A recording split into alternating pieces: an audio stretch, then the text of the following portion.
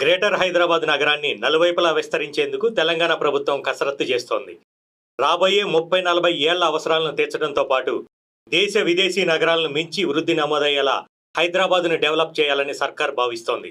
దీనికోసం 2050 మాస్టర్ ప్లాన్కు రూపకల్పన చేయాలని ప్రభుత్వం ప్లాన్ చేస్తోంది. ఇప్పటికే దీనికోసం అన్ని విభాగాలను సమాయత్తం చేసింది. ఒకసారి మాస్టర్ ప్లాన్ ఫైనల్ అయితే అందుకు అనుగుణంగా మౌలిక సదుపాయాల కల్పన జరుగుతుంది. దీంతో రియాలిటీ రంగ అభివృద్ధి ప్రణాళికాబద్ధంగా సాగుతుంది.